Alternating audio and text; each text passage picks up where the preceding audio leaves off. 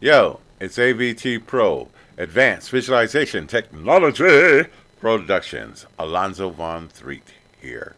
And what I'm going to do is show you a quick technique to add blend shapes.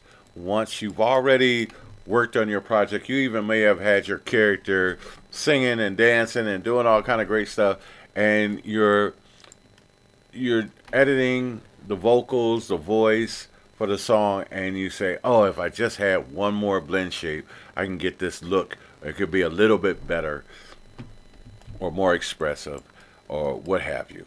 And but you're in the middle of the process. You already animated. You already had the character on a rig, and so what I'm going to do is show you how to quickly add another phenome facial expression while the character is already rigged.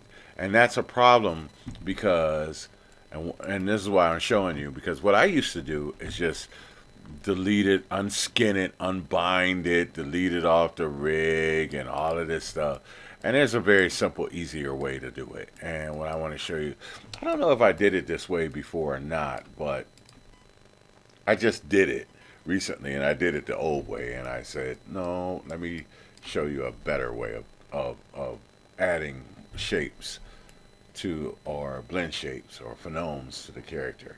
Very simply, what you want to do, and I'll tell you how to do it first, is what you want to do is is take it off of the rig or neutralize it to before you bound it onto the rig, because no matter what, when you put it on a rig, there's a shift, and usually there's a shift, or you may have animated and it shifted already. So even if it's in a pose, uh, no, I would definitely take it back to the what is called the stands, the T pose, especially if you're using HIK.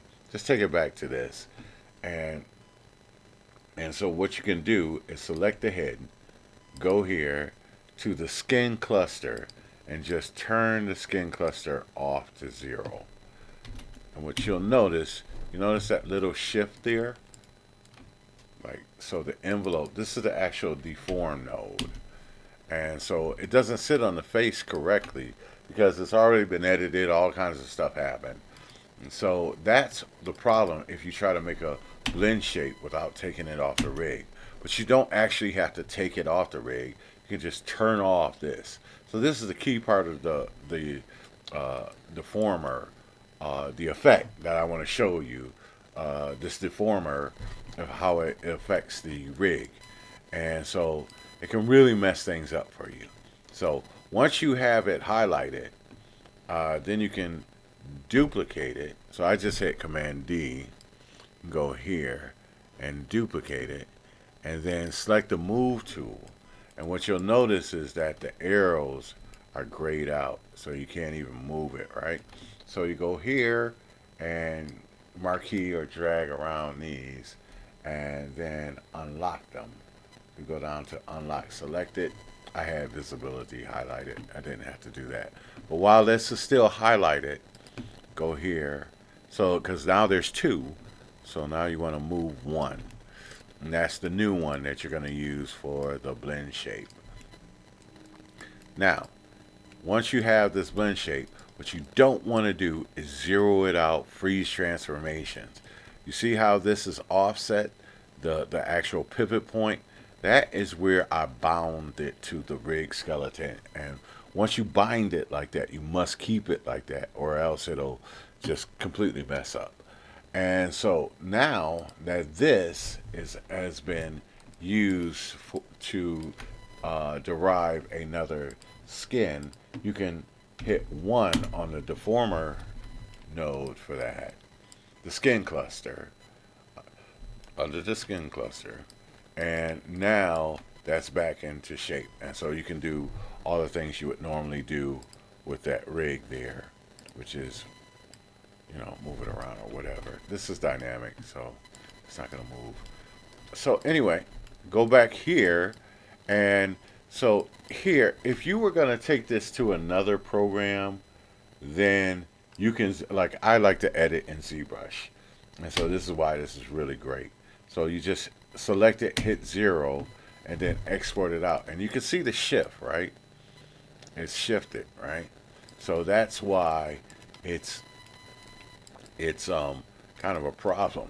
So if I go back here, like if you try to interpolate the points, it'll make that shift, which is not, it'll mess it all up. All right. So now I'm going to use this because I'm not going to switch over to ZBrush. I just want to show you this technique. I'm going to grab one of the Maya sculpting brushes, and let's say let's say let's just make his nose. Pull his nose up. That looks like a Pinocchio. Now our character already doesn't lie. He's a very honest guy, right? So anyway, but so I'm just gonna make this just as a thing, and let's make his chin. Give him a goatee as well. Now, now that you have that, you can select the the new shape and then where you want it to go, which is the neutral head. And if you have, if you can see here, here are all those blend shapes are already added in. Tons and tons of them. Not tons, but a whole bunch of them. So I had to model everyone, get everyone right. Eyebrows included. This is the way I chose to do this particular character. And so every time I do one, I say, oh, well, I'll just add one. And then I add another. And then 4 or 5 hours later, I got two or three more. All right. But anyway, but you need to get this back into the blend shape node. This is the blend shape node for the face. I didn't change the name on this because I'm working on this project the sole worker on this project solo. So anyway, you go here and you go to deformations, not this blend shape, but you want to go down to edit your blend shapes and you want to add this new shape to it. And so click on the dialog box. And so what you need to do is add this specific one to this specific node. So this shape is going to go specifically into that one. I have a couple of them there.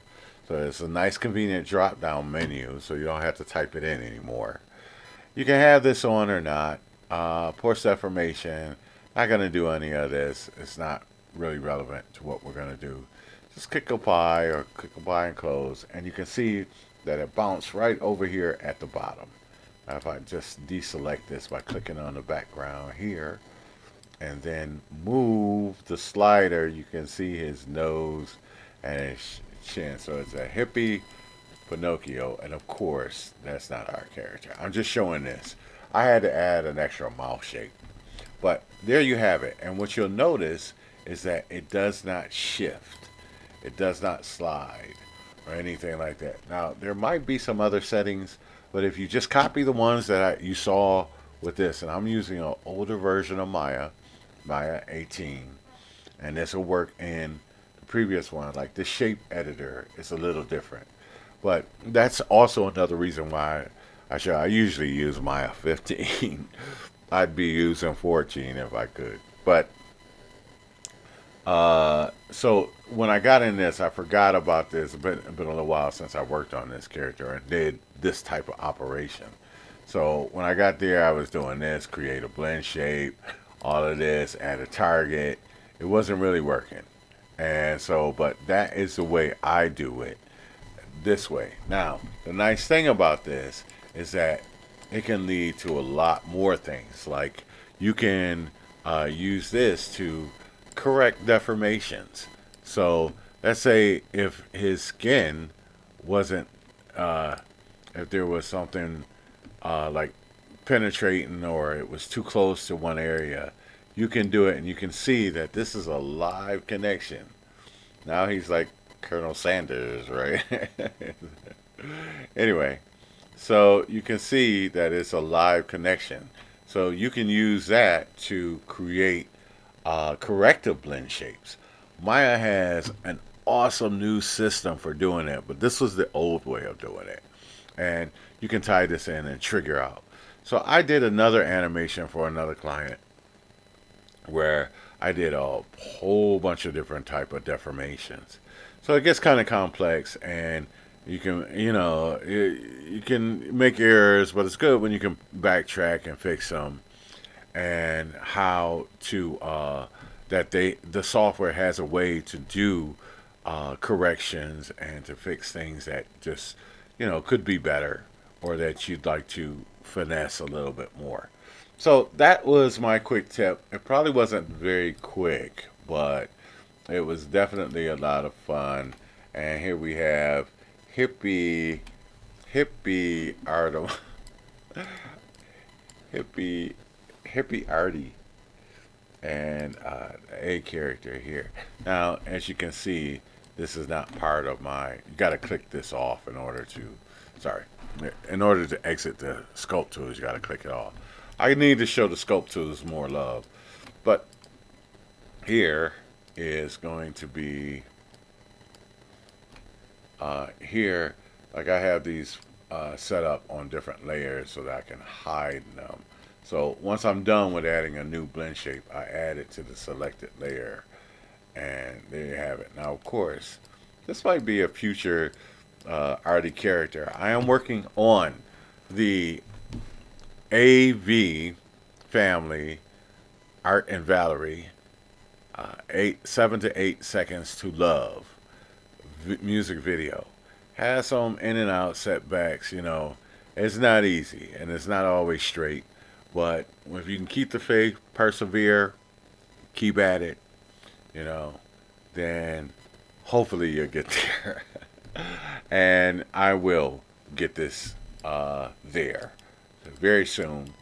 I'm feeling very optimistic about it. Of course, this is not my God there. So keep going. I did a couple of test renders. I update you. I'm always accepting donations, and hey, we've had some rough times, I know, but keep it going. Love, not hate. God bless you all.